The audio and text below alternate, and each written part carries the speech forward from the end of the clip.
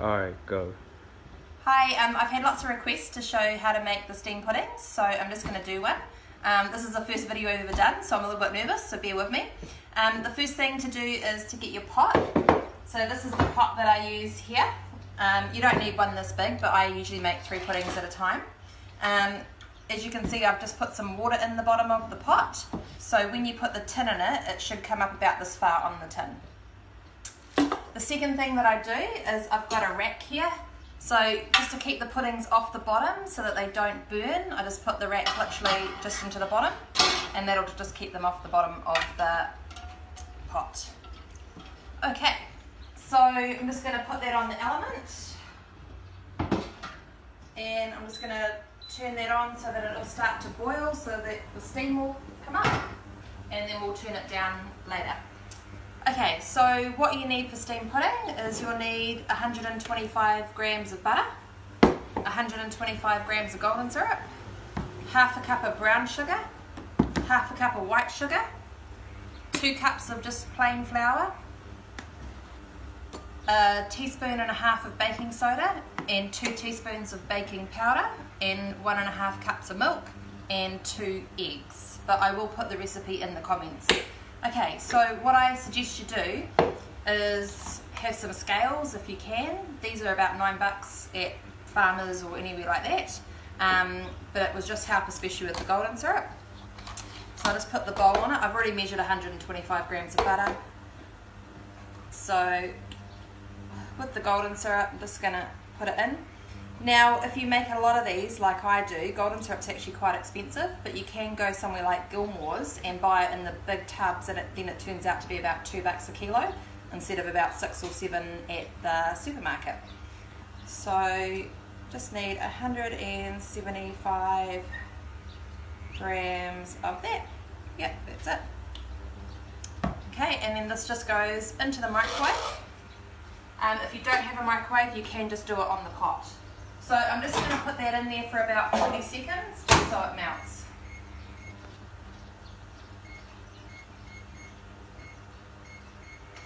Right, so I have a new tin here, so all I've done is I've got the can opener and I've just literally taken this side piece of it, and then just check that it's smooth around the side so that it doesn't rip your bag. People do grease the tins. I just use an oven bag because then it comes straight in and out. And you'll find that after you've used the tins for a while, they do deteriorate and they do go a little bit rusty. So it just keeps your food off there. So grab your medium-sized oven bag, pop it in like so, and you are ready to go. So I just use these oven bags, but you can use any brand, it doesn't matter. These ones do come with a handy little tie to tie it up. If you use other brands, just use a piece of string or anything you have at home. Right, so you can see that the butter's just melted into the golden syrup nicely. So I'm just going to give that a quick mix. And then we're going to put our eggs in.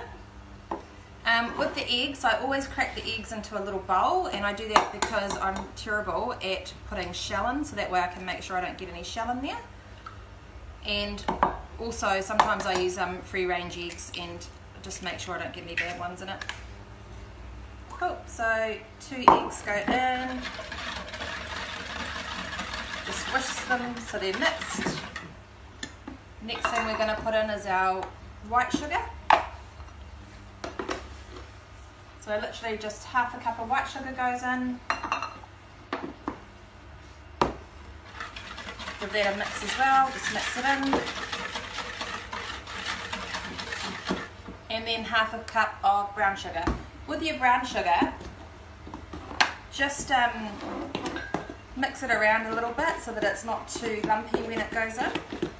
You can use a fork if you like. So just half a cup of brown sugar.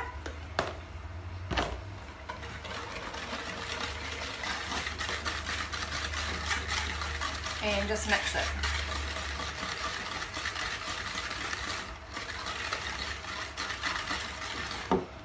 So that's all just mixed together, nice and easy. Okay.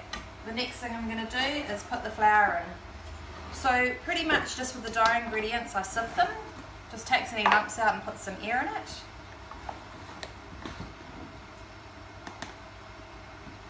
So we've got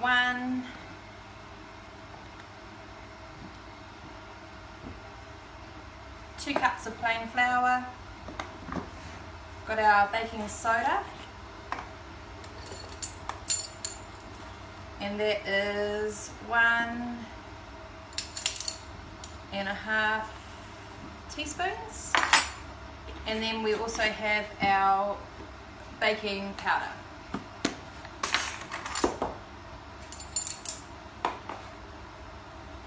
So 2 teaspoons of baking powder. Okay, and so I'm just going to sift that quickly. All done, and then I'm just going to mix it in.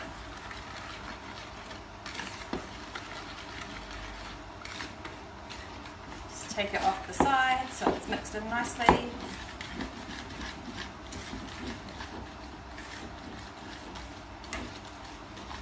So there we go, that's mixed in nice and quick, you don't need to over mix it. I'm just going to turn the pot down because I can hear that it's boiling away. So my oven goes all the way up to 9. 9 is boiling, and when I cook the puddings I cook them on 5, so it just simmers away and it just keeps steaming. Okay, so we're nearly finished. So we've got 1.5 cups of milk, any milk, I use light milk, you can use full milk, doesn't really matter. And I just put it in a little bit at a time until it mixes through.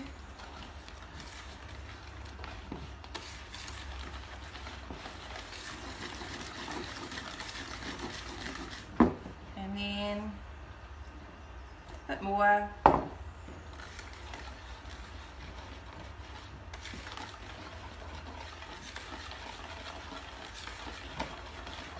And the last bit.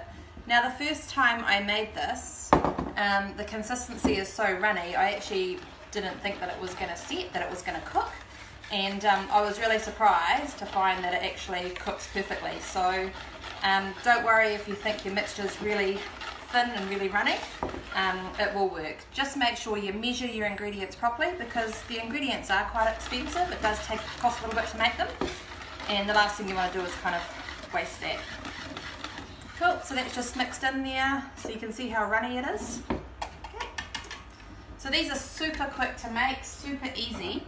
The only thing is you have to wait 2.5 hours for it to cook to eat it. So what I do, and this is because I make so many, I usually make, the minimum I make is 3, is I just put it back on my scales and I just zero the scales with a tin on it, so that if I've made more than one in a mixture, I know that I'm getting them even. So if I've done this right, this will weigh about 1,240 grams, so they're about 1.2 kilos. So that literally just gets poured into the bag.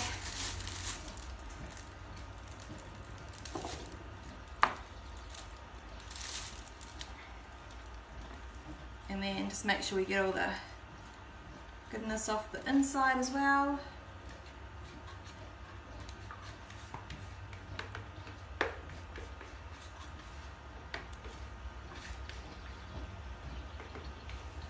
So I like using the scales because it's a double check, and it's exactly 1240.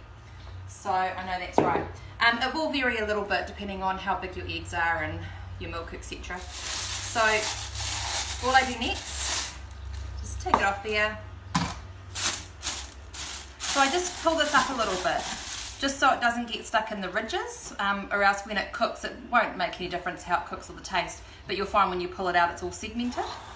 The next thing I do is the tie. Now this is really important where you tie a bag. So if you tie it too low, because the pudding will rise above it, you'll find that your bag will explode while you're cooking and it will go everywhere. If you tie it too high up here, this whole thing will fill with steam and it will actually push the lid off your pot. So you kind of want to tie it in the middle. Just wrap your tie around it nice and tight. You can use string if you don't have ties, it's not a problem. And then I just cut the top off. You don't have to, but I just do. Okay, so this is literally ready to go into the pot. So with the pot, I'm actually going to do, just taking the lid off, careful not to burn yourself from the steam. Now I'm going to cook 3 because I made these 2 earlier ready to go on. So I put my 3 into the pot.